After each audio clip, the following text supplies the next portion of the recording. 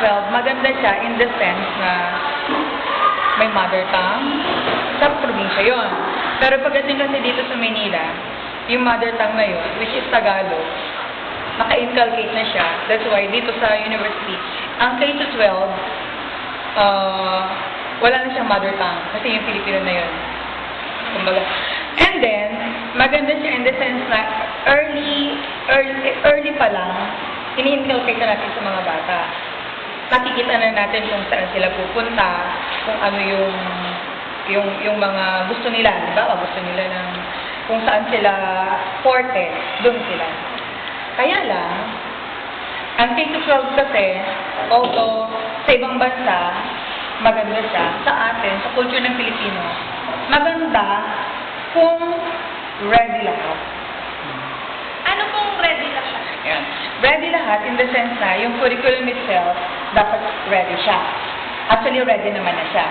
Pero, teachers, ready kaya sila? I think it's not. Kasi kung ready ang teacher, earlier dapat may seminars na. Sa amin pa lang, ganun dapat. Planchado na dapat yan bago nila i-acquire o bago in-implement. So, ang nangyari kasi, although hindi siya na-plancha, hindi siya planchado, planado siya pero hindi siya na-plancha. Kumbaga, hindi siya ready.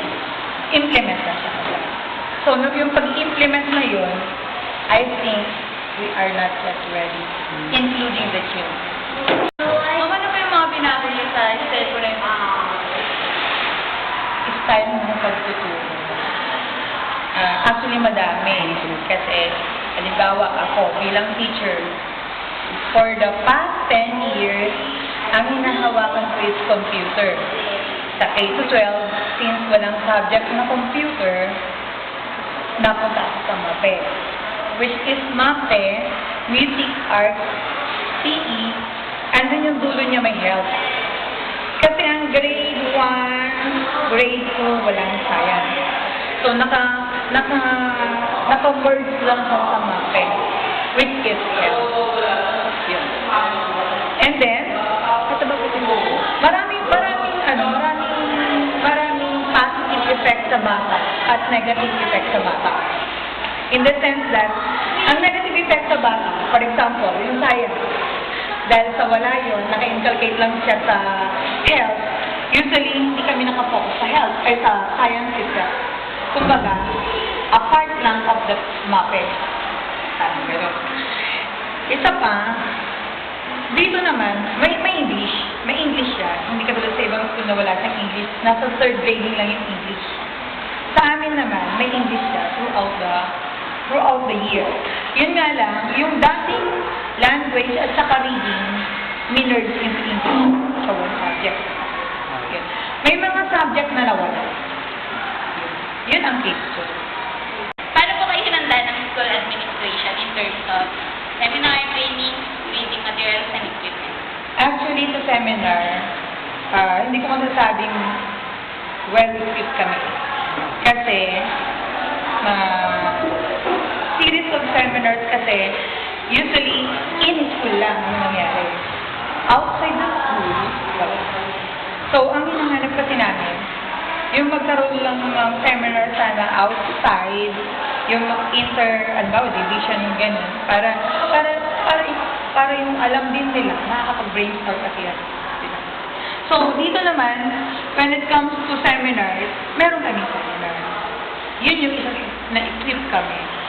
And then, pagdating naman sa program itself na in-implement, I think burden yun sa teacher. Kasi ang teacher ang shock absorber ka. Shock absorber in the sense na kung ano yung kulang din, kami yung nag-create, nagpupuno. So, sa part ng teacher, maraming trabaho. Bago mo ba yung salary niyo, tsaka yung schedule mo ng pagpapilo? Nabago ang salary namin. Sa New Year, pag tumataas yung tuition fee ninyo, tumataas din yung salary namin. Ayun. Nabago? Hindi. Dahil sa K-12? No, hindi siya nabago. The same pa. Yung sa schedule ko lang pagpapilo. Sa schedule ng pagtuturo namin, since mayroong mga subject na nawala, nag-shorten din yung period namin. So like for example, dati, umuwi kami ng 2:30 yung mga bata. They go home at 2:30, minsan ay 1:30.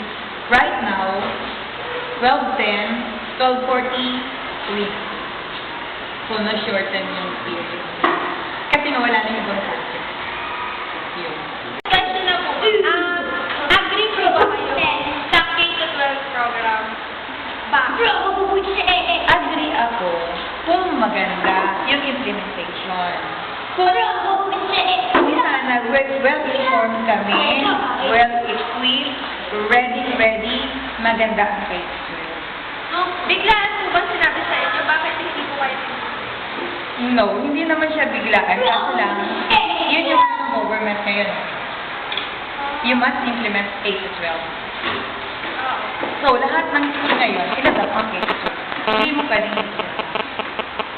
So, no choice. Okay na. Thank you po.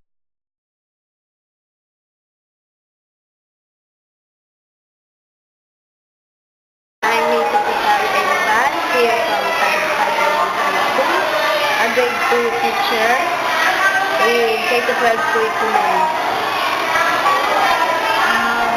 Ma'am, how K-12 program affects your teaching or affect you? The K-12 curriculum is from the beginning pupils, it is very difficult to us because critical curriculum is very grouping more on those participation ng mga bata. Sige po, tagalin lang. Marami silang ginagawa, pangkatang gawain karamihan sa mga lesson sa grade 2 pupil. Ikot ka.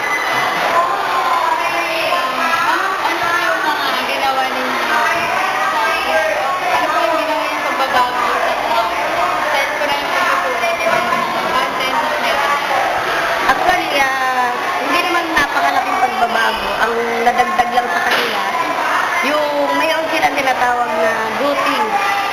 More on, sila, pakitang gilas or sa sarili sila na kailangan magawa nila to, hindi dahil sa yung teacher, nag-guide lang sila, tinuturo kung ano yung dapat silang gawin. Ngayon, kasi ang nangyari ngayon, lagi silang kailangan, meron silang pangkatang gawain. Halimbawa, group 1, kayo, kunwari, gagayahin nyo si ganito. Group 2, iguguhit nyo kung ano yung kanilang base sa kwento. Iguhit nyo kung ano yung nakita nila, depende sa kwento. Depende sa objective. Paano po kayo inisyenda ng school administrators? May mga seminar po ba na pinadalo kayo para po malaman ninyo or para po maihanda kayo sa K-12? Ma'am, pinag-seminar kami ng 1 week about K-12 curriculum. Actually, maraming nabago sa mga visual aids namin. Pero meron pa rin namang natira. Buti nga, hindi ko tinapon lahat eh. Kasi yung iba nagtapon, pero yun naman part lang. Meron din naman nadagdag, meron nawala. Will the salary and the teaching schedule change? Not actually change. Hindi po nag-increase or Nag-increase. So yung sa teaching schedule, ma'am, ganun pa rin po. May nadagdag kaming subject.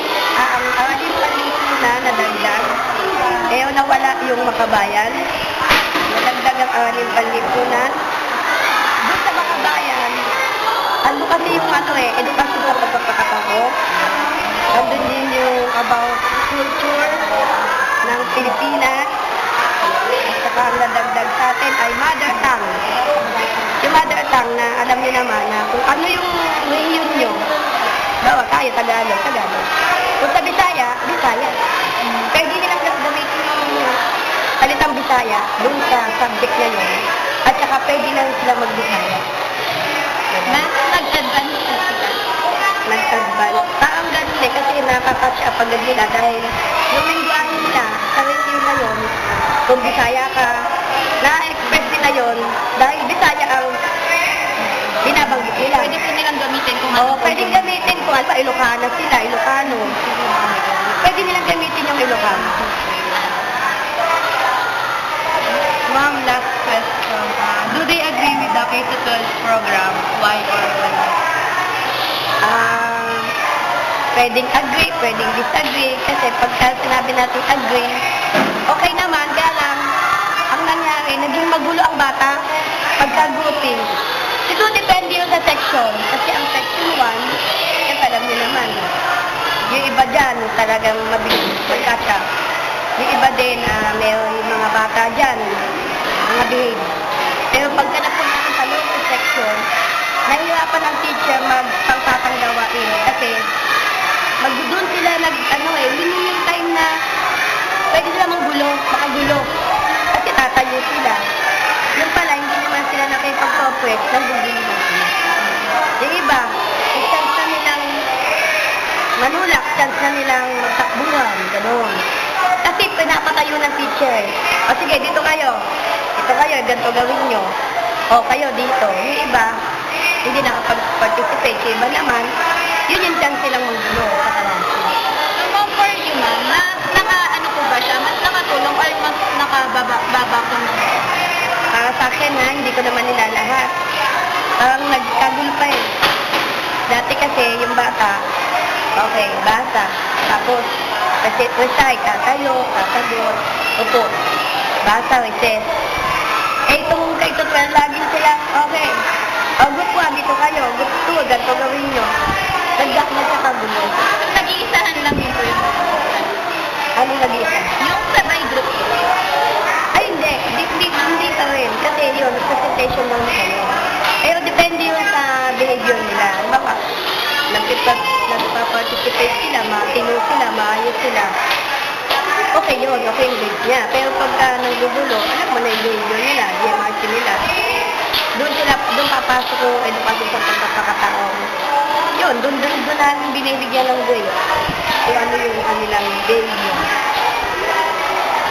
Kayo po, ma'am. Thank you po. Ay, ba? Thank you po, ma'am. Thank you po. Thank you po.